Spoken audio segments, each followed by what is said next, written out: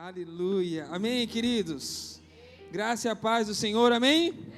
Aleluia. Pode sentar aí no seu lugar. Aleluia. Amém? Como a pastora falou, esse é o último culto de celebração do ano. Mas o ano que vem tem mais um montão. Você vai vir? Quem vai vir, levanta a mão. Aleluia. Glória a Deus. Amém? Nós temos o culto da virada ainda, temos o culto dos vencedores na quarta-feira. Não falte em nada. Uma chave pode ser virada assim, ó, do nada na sua vida. Você crê nisso? Hoje é dia 26, o ano está acabando. Você sabe, querido, ontem foi dia 25? Foi, né? Ontem ainda tem aqueles resquícios ainda do que sobrou do dia 24, é ou não é? Você sabe que tem uma coisa que deixa o crente feliz é quando tem muita comida. E essas datas comemorativas são maravilhosas demais, é ou não é? Natal, Ano Novo. Aí você dá aquela desculpa de passar na casa de um familiar para dar um feliz aniversário, feliz Natal, mas na realidade você quer experimentar o pudim. Você quer experimentar o pavê, a farofa, que você nunca consegue acertar a receita. Você quer experimentar a receita da irmã de maionese, que não tem como, não tem igual. É ou não é? O frango assado. Essa é uma época muito feliz do ano, porque a gente experimenta de muita confraternização, literalmente, de um passar na casa do outro. E hoje eu quero compartilhar sobre um Salvador também que é feliz em nos salvar. Amém? Em Isaías 53, versículo 11, diz assim: Ele verá o fruto do penoso trabalho da sua alma e ficará satisfeito. Sabe, querido, eu quero que você entenda uma coisa. Se você não entende que Jesus, ele sente alegria em salvar você, que ele sentiu alegria em salvar você, você vai sempre sentir um grande constrangimento em estar diante dele. Você sempre vai se sentir em falta quando você está diante dele. Saiba, Jesus, ele fez o que fez alegre por mim e por você. Amém? Quantos creem nisso? Sabe, hoje eu quero declarar isso sobre a sua vida, porque todos os seus pecados não foram debitados na sua conta, mas sim na conta de Jesus. Amém? Quem crê nisso? Sabe, Deus ele nos ama realmente. Você crê nisso? Ele ama nos curar, ele ama restaurar e salvar. Ele não é um Deus que oprime, nos coloca para baixo, mas é um Deus amoroso. Fala assim: o meu Deus é um Deus amoroso. Sabe, desde o princípio, lá no Jardim do Éden, o diabo sempre tenta mostrar a imagem de Deus como um Deus mau, como um Deus que sempre retém o melhor para ele. Como assim? A árvore do conhecimento do bem e do mal, que vai te deixar parecido com ele, ele está guardando só para ele o melhor. Desde o princípio de tudo, o diabo sempre tenta fazer com que Deus tenha uma imagem horrível diante de nós, é ou não é? Quando você lê aquela passagem que diz que o Senhor busca aqueles que os adoram, os olhos do Senhor passam sobre a terra e busca aqueles que adoram em espírito e em verdade. Quando você ouve isso, você pensa assim: meu Deus do céu, eu que fico ouvindo essa música estranha na minha casa, se os olhos do Senhor passar por aqui, estou na roça. Quando você ouve, debaixo de acusação, uma palavra que diz: entra no teu quarto, tranca a tua porta e o Senhor vai te ouvir no secreto. Meu Deus do céu. E você que não tem uma vida de oração, você se sente acusado. Eu preciso entrar no secreto para que o Senhor ouça a minha oração. O que eu estou fazendo no meu quarto? Meu Deus do céu. Desde o princípio, o diabo sempre tenta fazer com que Deus se pareça com uma pessoa terrível, retendo só para ele aquilo que é bom. Sabe que Deus não quer nos abençoar verdadeiramente com aquilo que é bom, que é maravilhoso, mas a cruz de Cristo destrói todas essas mentiras. Amém? O mesmo princípio que motivou o Senhor para nos salvar é o que define o relacionamento dele hoje conosco. Você crê nisso? Sabe, o profeta Isaías, ele afirma que o Senhor, ele ficou o quê? Feliz. Quando o Senhor viu a obra da salvação terminada, ele ficou satisfeito. Fala assim comigo: satisfeito. Porque tudo que precisava ser feito foi feito. Amém? Sabe, e depois de tudo, de todo o sofrimento, de tudo que ele passou, ele olha para mim, para você e diz assim: valeu a pena. Valeu a pena todo o trabalho e o sofrimento que o Senhor passou. É como se o Senhor dissesse para você assim: eu faria tudo de novo se fosse possível. Sabe, querido, você é muito importante. E o que o Senhor fez por mim e por você, Ele fez alegre, fez feliz. Por que o Senhor ficou feliz em nos salvar? Porque Ele não foi contrariado para a cruz. Sabe por que eu estou trazendo essa mensagem? Nós estamos prestes a passar por um tempo de renovo. Existem momentos da nossa vida que, quando nós estamos debaixo de acusação do pecado, nós esquecemos todas as palavras de graça e voltamos debaixo para a acusação, para a lei. Mas eu quero dizer para você que a obra que o Senhor começou na sua vida foi perfeita, e Ele vai concluir, em nome de Jesus. Você crê nisso? Sabe, muita gente tem a ideia de que a salvação ela foi um preço alto, que Jesus pagou e foi contrariado. Eu pensava dessa forma. Quando eu me converti, quando eu lia a Bíblia, eu falava assim: poxa, Jesus não queria ter passado por isso. Por que eu tinha esse questionamento? Por causa que quando eu lia lá Mateus 26,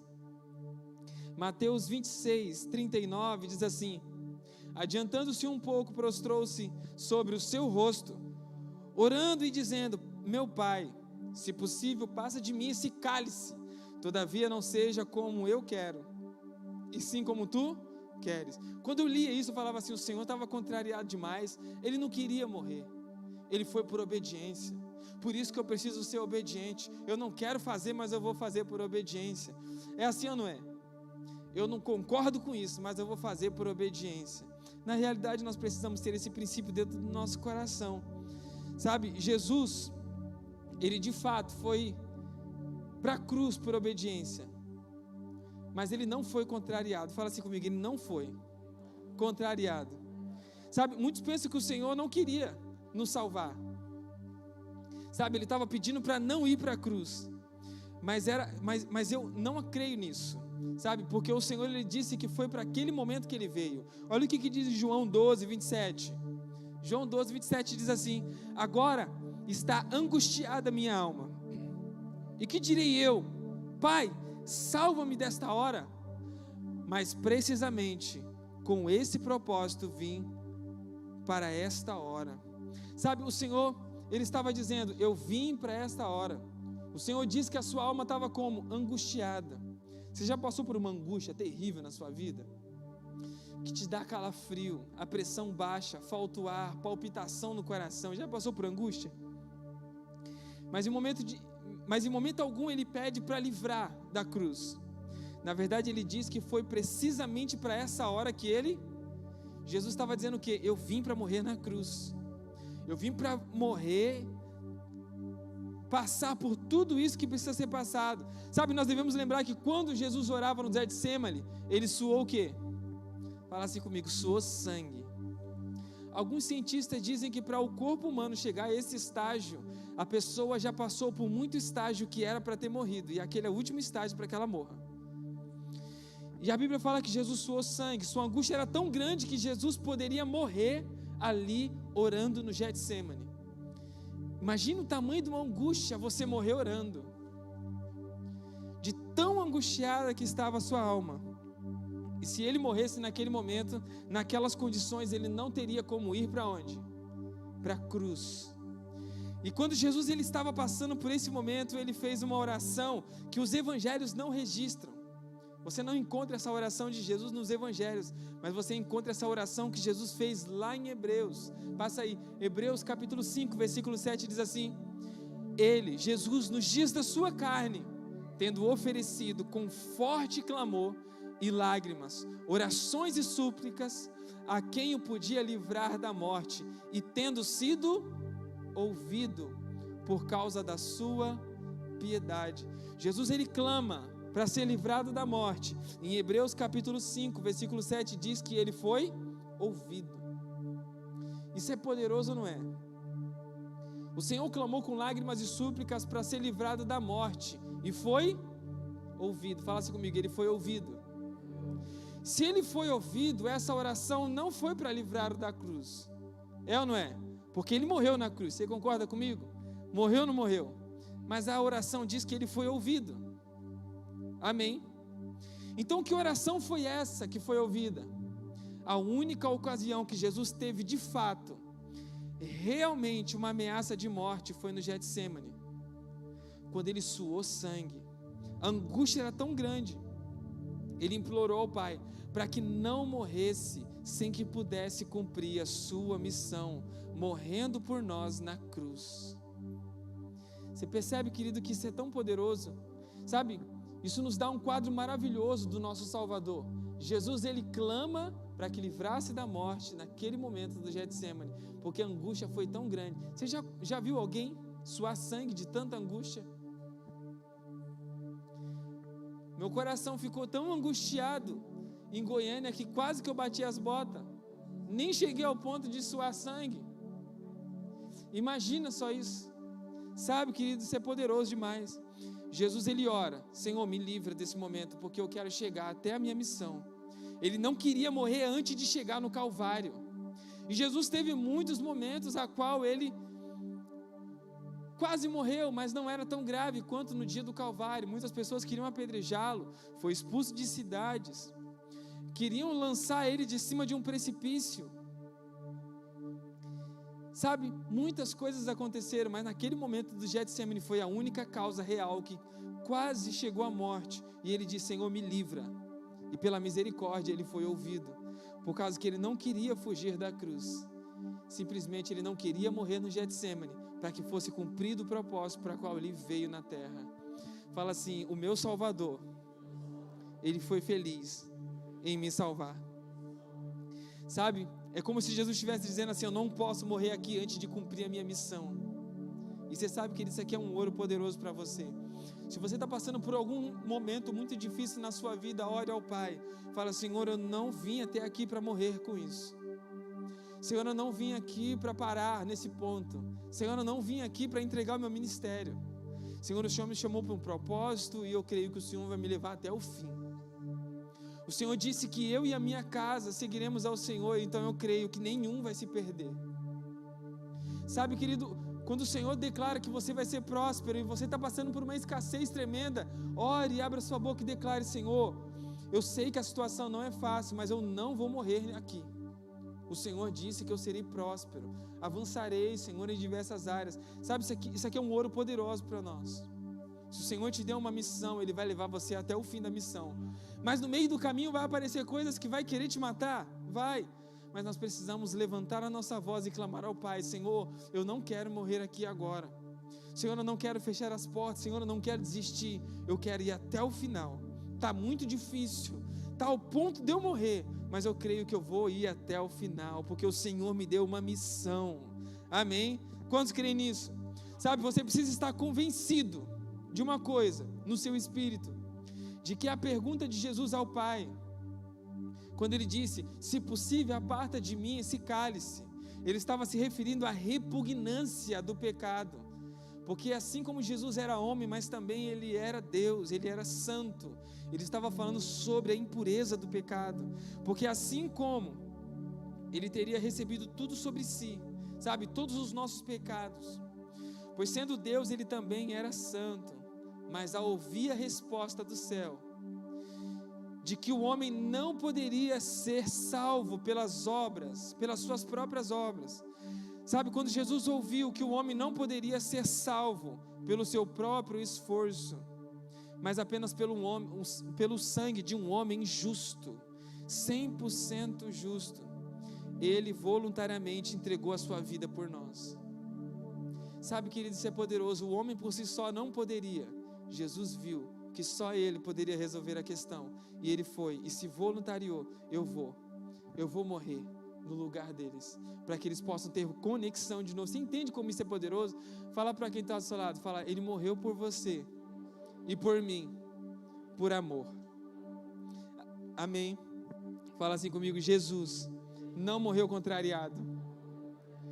Sabe, querido, portanto Jesus não foi contrariado para a cruz.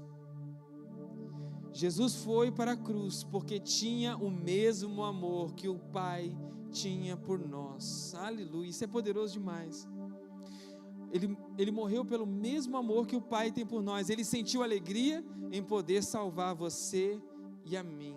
Você crê nisso? Amém. E por que o Senhor ficou feliz em nos salvar? 2, porque Ele não estava enganado a seu respeito. O Senhor sabia exatamente quem você era. Muitos cristãos, quando erram, eles pensam assim: se eu fosse Deus, eu não salvaria uma pessoa como eu.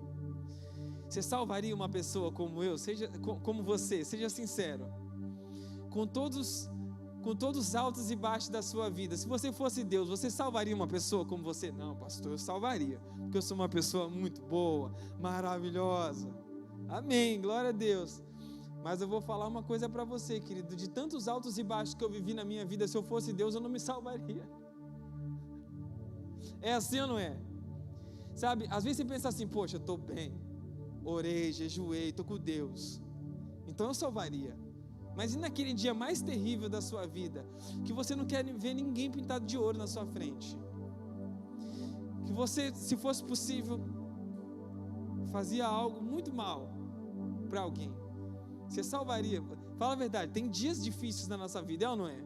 Não tem como você esconder que você tem uma vida santa. Tem dias de trevas, mas mesmo assim o Senhor sabia quem você era.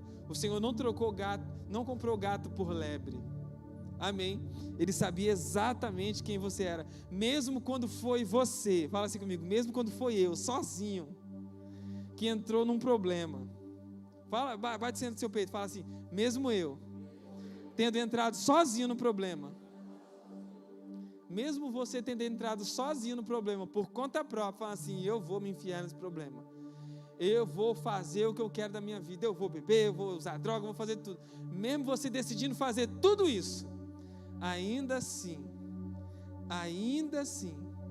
o Senhor tem prazer em salvar você e tirar você do problema que você mesmo se enfiou. Você sabe, querido, você é poderoso demais. Se Ele fosse um salvador contrariado, pelo que Ele fez, Ele teria que dizer o que para você? Quando você se enfiou num problema, agora você vai sair sozinho dele. É assim ou não é? Imagine se você tivesse que resolver sozinho os problemas da sua vida. Imagine se você tivesse que alcançar a salvação sozinho, pelo seu esforço próprio. Lembra de onde você estava?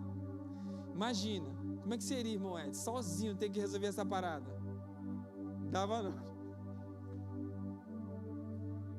Sabe, querido, você é poderoso demais. Porque mesmo quando você, por conta própria, pela sua decisão, se enfiou no problema, ainda assim o amor de Deus é suficiente para salvar você do problema que você mesmo se enfiou e ajudá-la a sair desse buraco. Deus é maravilhoso, não é? Sabe? Mas não é isso que o Senhor diz para nós, sabe? O Senhor, Ele nos ama. Eu tenho uma boa notícia para você. Quem gosta de boa notícia? Sabe, existem boas notícias que você... É maravilhoso ouvir, não é? Quando você ouve que você é amado. Isso é uma boa notícia ou não é? Porque às vezes muitas pessoas ao nosso redor não nos amam. Tem pessoas que falam mal da gente. Tem pessoas que falam mal de você. Não levanta a mão. Não levanta a mão. Só fica aí para você. Sabe, mas o Senhor, Ele fala bem de você. O Senhor, Ele te ama. Ele te aceita. Amém? Do jeito que você é. Mas Ele só não deixa você do jeito que você está. Pega o ouro. Ele aceita você como você é, como você está, Ele te aceita, mas Ele não deixa você como você está. Amém? Você crê nisso? Sabe, eu tenho uma boa notícia para você. No Velho Testamento tinha a figura do parente resgatador. Se um israelita ficasse pobre, não importava a causa da sua pobreza, mas um parente próximo poderia redimi-lo. Olha que maravilhoso. Poderia ter isso nos tempos de hoje, né? Pessoa, você ficou muito pobre, alguém vem e te reembolsa tudo que você perdeu. Somente poderia redimi-lo alguém que fosse um parente próximo, alguém que fosse rico e quisesse redimi-lo. Também tinha essa questão. A pessoa que tinha que querer redimi-lo. Olha o que diz em Levíticos. Passa aí. Levíticos 25 diz assim: se teu irmão empobrecer e vender alguma parte das suas possessões, então virá o seu resgatador, seu parente, e resgatará o que seu irmão vendeu. Essa é uma lei maravilhosa, não é? Imagine, você perdeu tudo, seu irmão rico vem e te restitui. Talvez o parente tivesse disposição em resgatar aquele que se empobreceu por causa de uma crise, de enfermidade, ou até mesmo por causa de um acidente. Mas nenhum parente queria restituir aquele que passou a vida inteira apostando em cavalo. É ou não é? Já pensou? O Ramon passou a vida inteira dele apostando em cavalo. Tem cavalo? Tem posse de cavalo ainda? Não tem não? O Ramon apostou a vida inteira. Eu vou ganhar. Penhorou a casa, perdeu tudo. Apostando em cavalo. Aí chega o Ricardo, rico. Assim, ixi, rapaz. Ixi. Ó, eu posso te arrumar um emprego na minha fazenda, mas restituir tudo vai ficar difícil. Por quê? Tem um receio de ele ir lá e gastar tudo de novo com cavalo.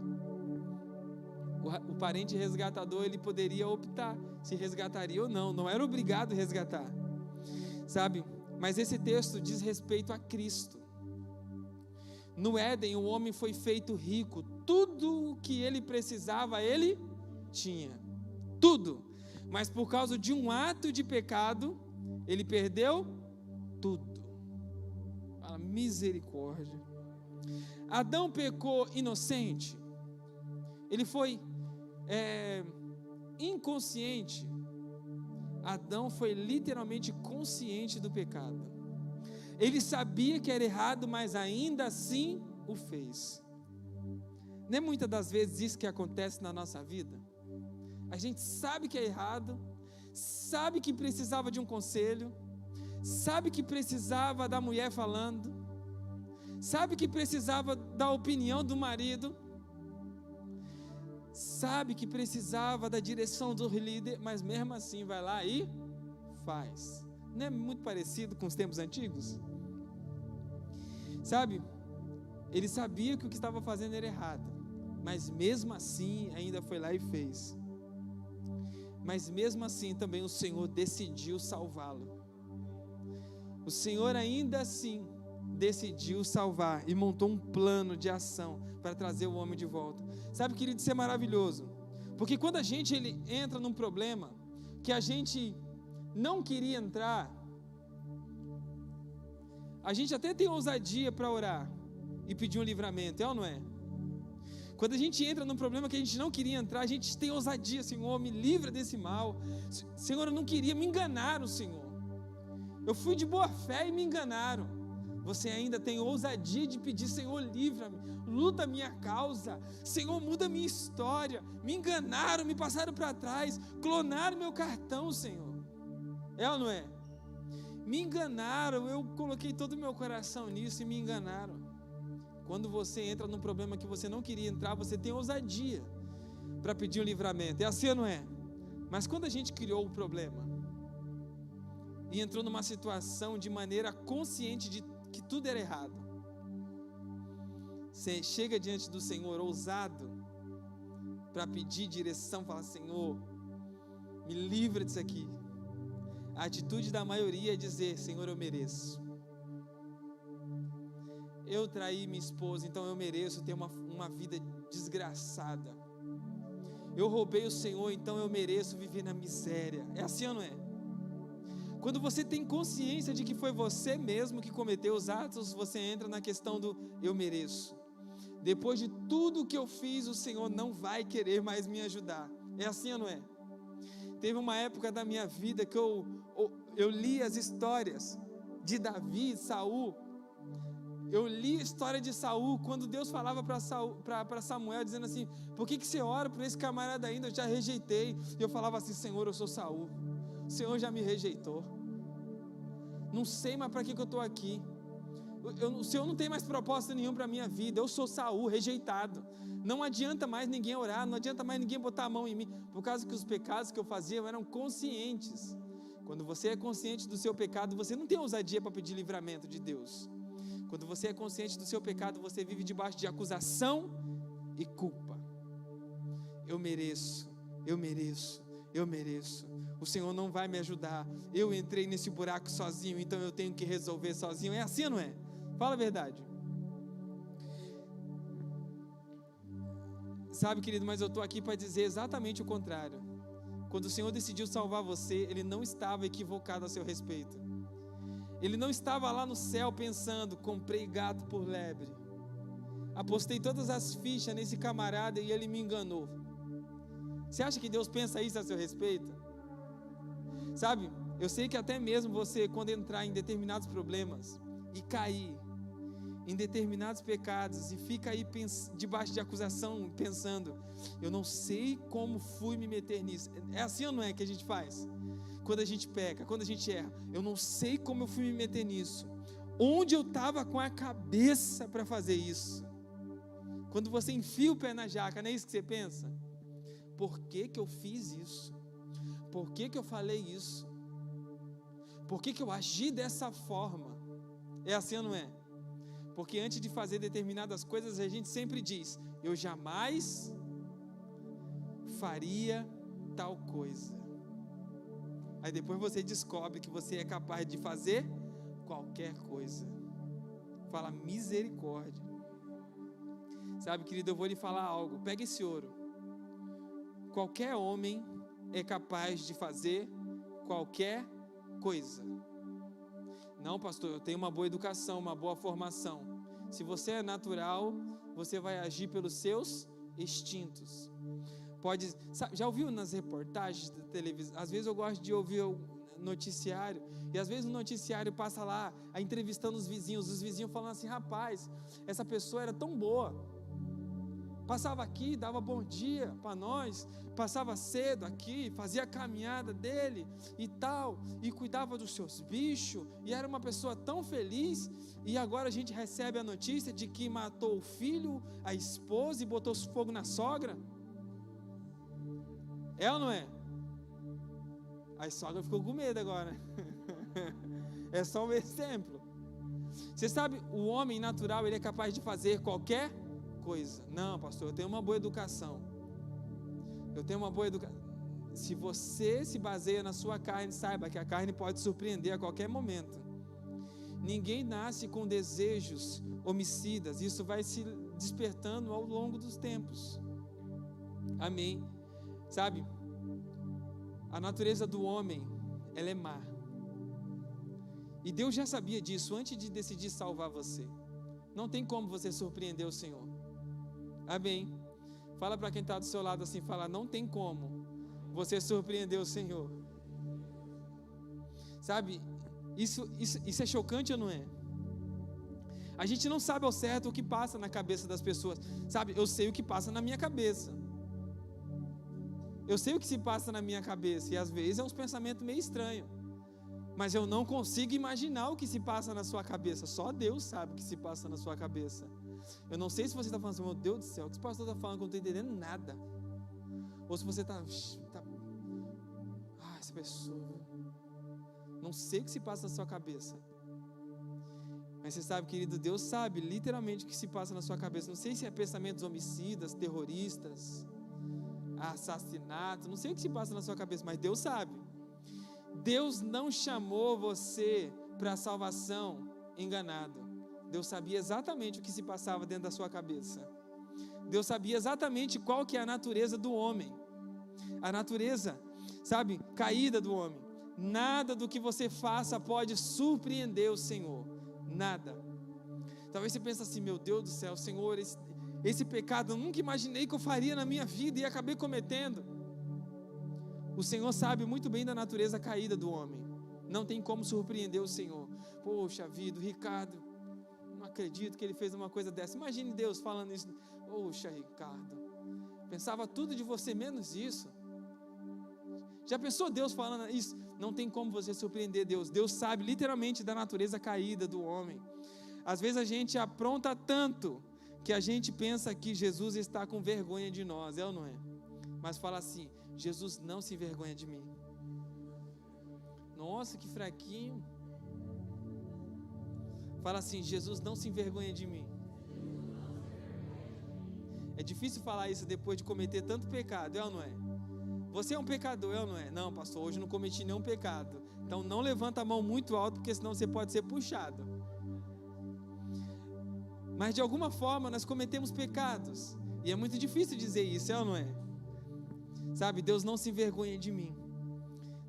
Algo interessante, Jesus ele não se envergonha de ser chamado de nosso irmão.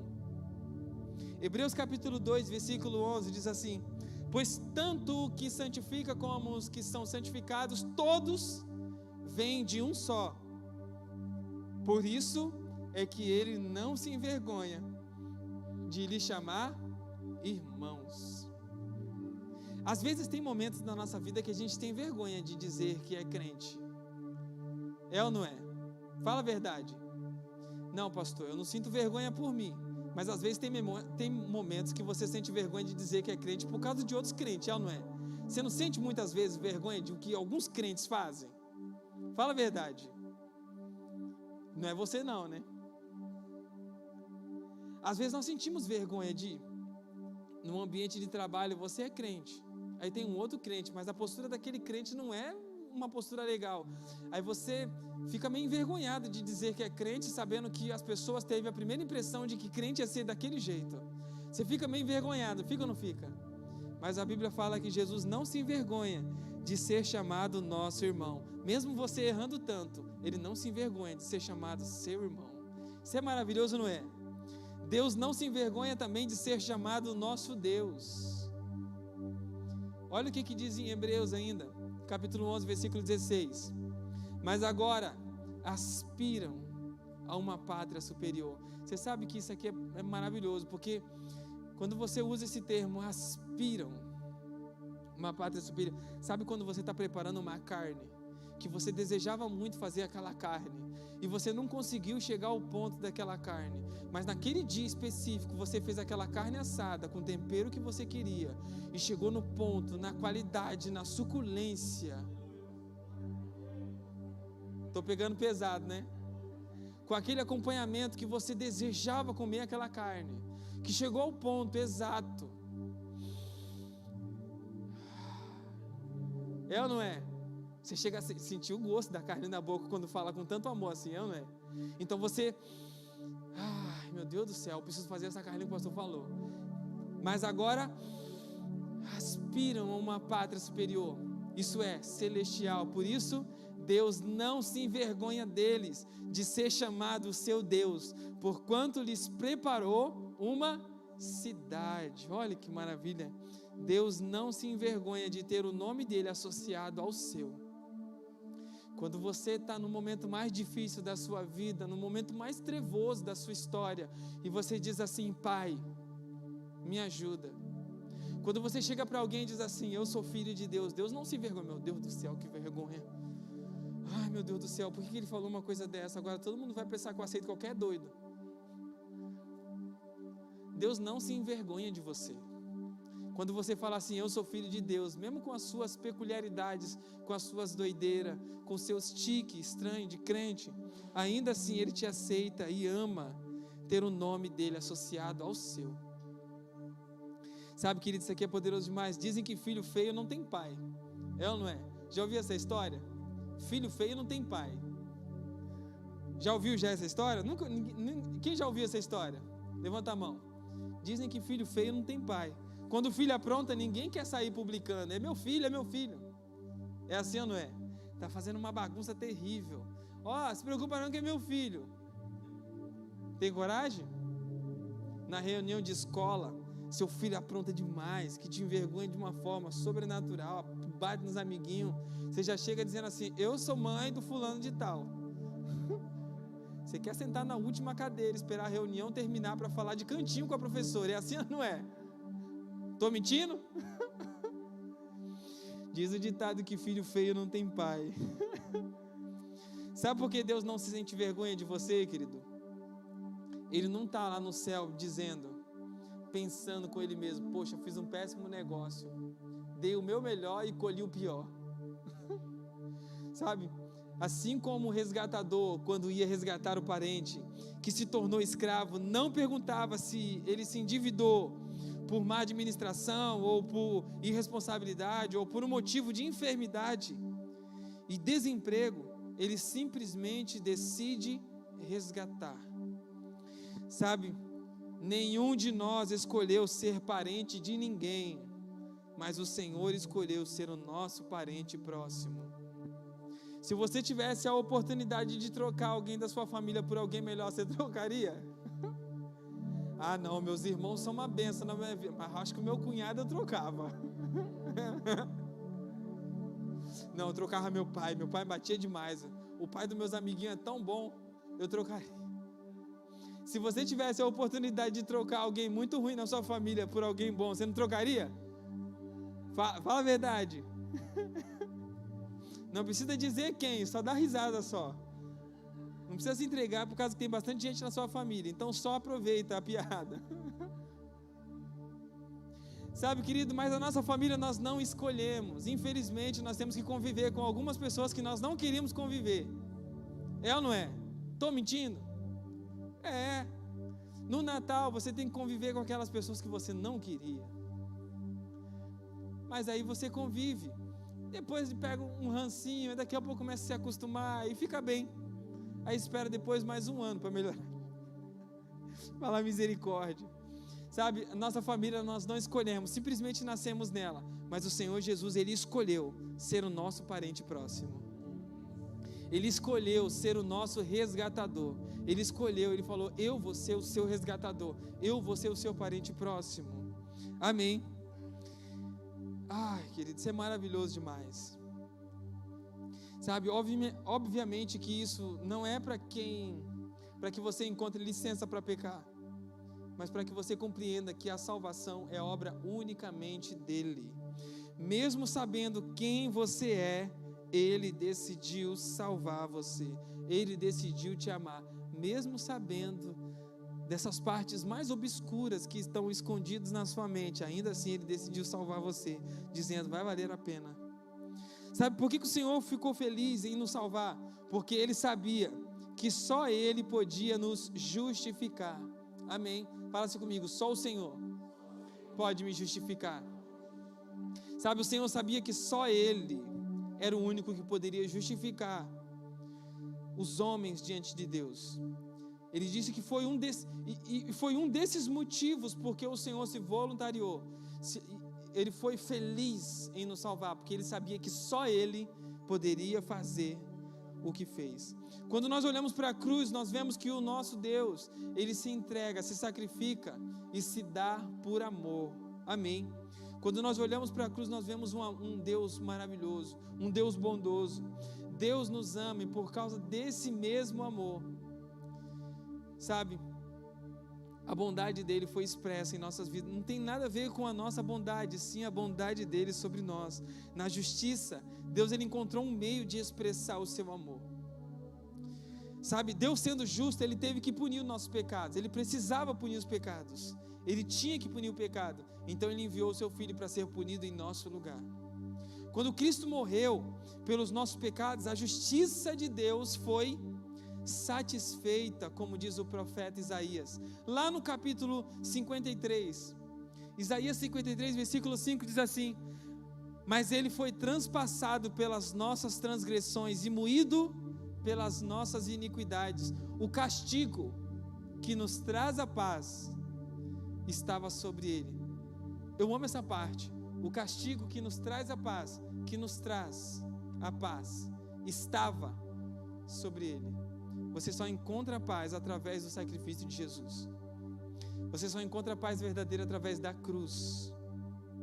E pelas suas pisaduras nós fomos sarados. Isso é maravilhoso, não é? Ou seja, Ele tomou sobre si todo o castigo que deveria estar sobre nós. A chibatada era para você, mas foi para Ele. Sabe, isso aqui é maravilhoso. Ele fez isso porque sabia que nós não poderíamos suportar tal sofrimento. Quem aí era o filho escandaloso para se proteger de não levar mais surra? Levanta a mão. Quem era escandaloso na hora de apanhar para não apanhar mais? Tá bom. Um só levantou a mão. Os outros eu creio que é tudo mentiroso, mas tá bom. Sabe, quando eu vou corrigir meu filho, porque nós precisamos corrigir os nossos filhos, a pressão psicológica dói mais do que a correção física. Pai, é só 2. É só 2. Não tem conversa. Vai lá. É só 2, pai. Já está sofrendo. Aí você finge. Aí você está matando. Quando não ficou nenhuma marca, nada. Parece que está matando. Imagine eu e você. Na primeira chicotada que Jesus levou, se fosse em mim, eu já... Acabou. Game over. Ali. A redenção aconteceu ali, na primeira chicotada. É assim ou não é? Você aguentaria levar uma chicotada? Você fura o dedo no espinho, fala a verdade. Não, pastor, eu sou bravo. Fura o dedo no espinho, já fica, meu Deus do céu, a inflamar. É ou não é? Tá com a unha encravada.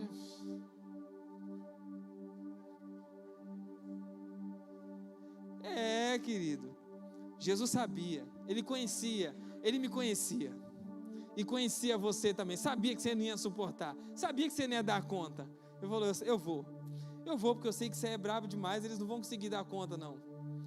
Foi a escolha dele, morrer por mim e por você. Amém.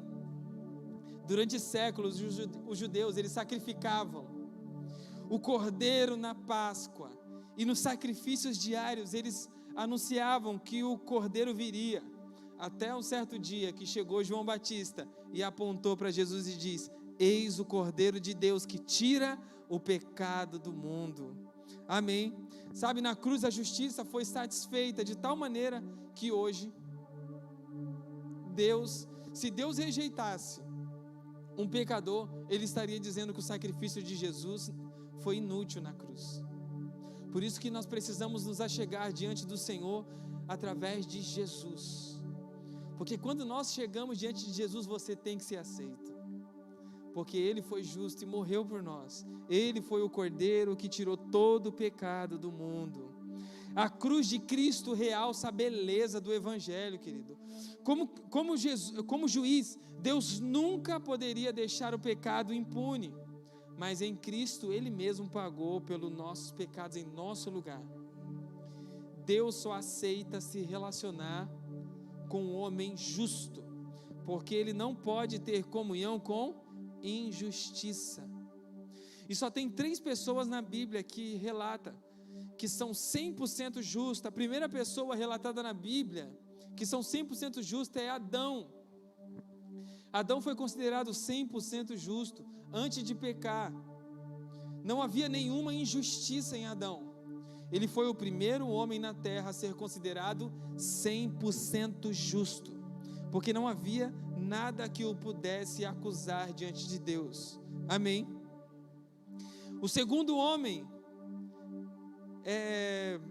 a segunda pessoa 100% justa na Bíblia foi Jesus. Jesus viveu 33 anos na terra. Ele nunca cometeu nenhum tipo de pecado. Nunca houve nada em sua vida que o pudesse acusar diante de Deus.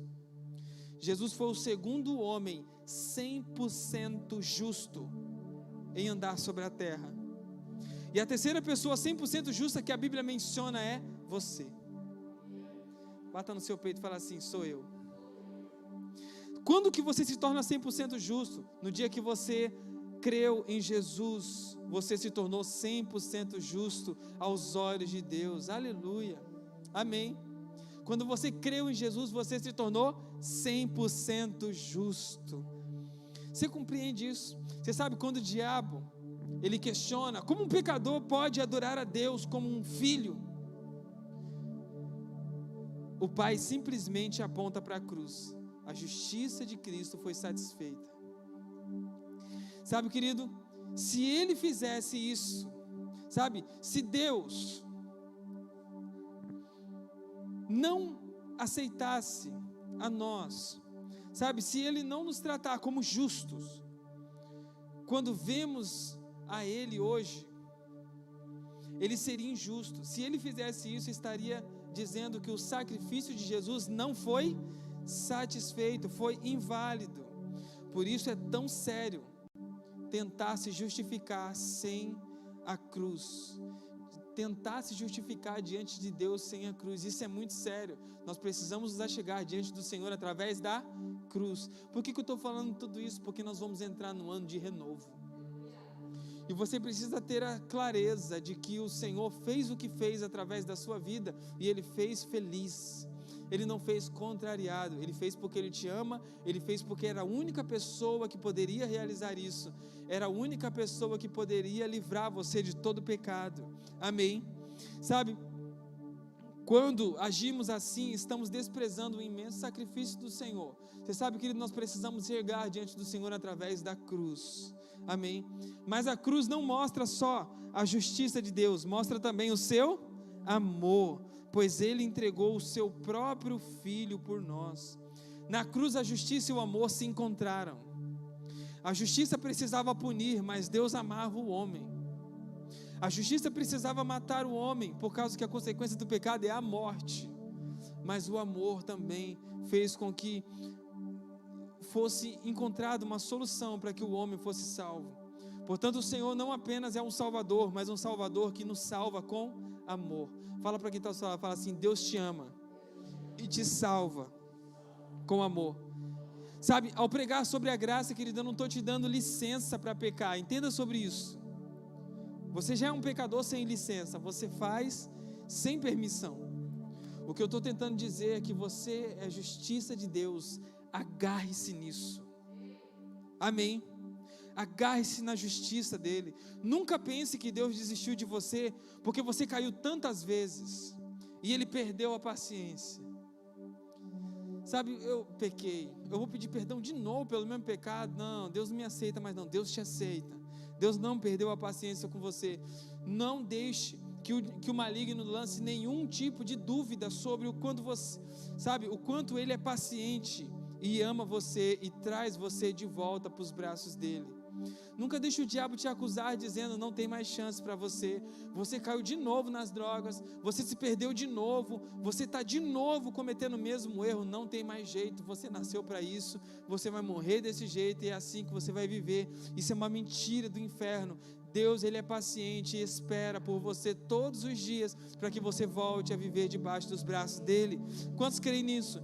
Você não precisa mais viver debaixo da escravidão. Você é justiça de Deus. Amém? Você crê nisso, querido? O Senhor não desistiu de você, Ele é paciente e te espera. Se você está vivo ainda até hoje, é porque o Senhor, Ele espera pacientemente por você, para que o propósito dEle se cumpra na sua vida. Amém? Sabe, hoje eu mencionei 3 coisas, das quais o Senhor se alegra em nos salvar, porque a Bíblia diz que Ele não foi contrariado para a cruz. Amém? Fala assim comigo: o Senhor não foi contrariado para a cruz. Amém? Sabe, o Senhor, Ele foi voluntariamente. O Senhor foi por causa que Ele me amou. Ele amou você. Ele sabia que o esperava e se esforçou para cumprir a missão, orando para que não morresse antes de chegar na cruz. Isso é amor por mim, por você, ou não é? Ele não estava equivocado a nosso respeito. Ele sabia exatamente quem você era. Ele sabia exatamente os pontos falhos seus. Ele sabia os seus pontos fracos e os pontos fortes também. Amém? Ele sabia exatamente quem éramos e mesmo assim decidiu nos salvar. E porque Ele sabia que Ele era o único que poderia nos justificar. Foi a iniciativa dEle para nos fazer justos. Mas a Bíblia diz, querido, que essa alegria é demonstrada todos os dias quando alguém se converte. Ele faz uma grande festa no céu. Você crê nisso? Olha o que diz em Lucas capítulo 15, versículo 10. Lucas capítulo 15, versículo 10 diz assim: digo-vos que assim haverá maior júbilo no céu por um pecador que se arrepende, do que por 99 justos que não necessitam de arrependimento. Isso é maravilhoso, não é, querido? Amém? Sabe, todas as vezes que você se volta para o Senhor, todas as vezes, fique de pé, em nome de Jesus. Todas as vezes que você decide, fala: Senhor, eu me arrependo. Senhor, eu quero voltar de novo a ter intimidade com o Senhor. Eu quero voltar de novo a estar debaixo do seu favor, debaixo da sua graça. Senhor, essa vida de pecado não é para mim. Todas as vezes que você decide isso, há festa no céu. Amém? Feche seus olhos aonde você está. Feche seus olhos enquanto o grupo de louvor prepara essa canção. Sabe, querido, talvez você chegou até aqui hoje debaixo de muita acusação, debaixo de muito peso do pecado. Eu sei que você é filho amado do Pai, justificado pelo sangue do Cordeiro. Mas às vezes uma palavra legalista ou uma acusação, o peso do pecado nos faz esquecer do quanto nós somos amados, do quanto o sacrifício de Jesus foi satisfeito para nós, do quanto o sacrifício de Jesus foi um sacrifício contente, porque sabia que valeria a pena morrer por nós. Você sabe, querido, eu quero declarar hoje sobre a sua vida, que esse peso do pecado já não vai mais fazer parte da sua vida, da sua história. Se você hoje precisa voltar-se para o Senhor, se você hoje precisa desfrutar de novo da comunhão, da presença do Senhor, só declare: Pai, eu aprendi que o Senhor não tem vergonha de mim, eu aprendi que o Senhor não tem vergonha de quando eu peço o Senhor para o Senhor me ajudar, mesmo sendo eu aquele que cometeu o pecado por consciência própria. Sabe, querido, com seus olhos fechados, comece a declarar: Senhor, eu quero viver, eu quero preparar o meu coração para viver algo novo. Eu quero preparar meu coração para viver debaixo de um renovo. Senhor, eu não quero entrar no novo ano debaixo de acusação.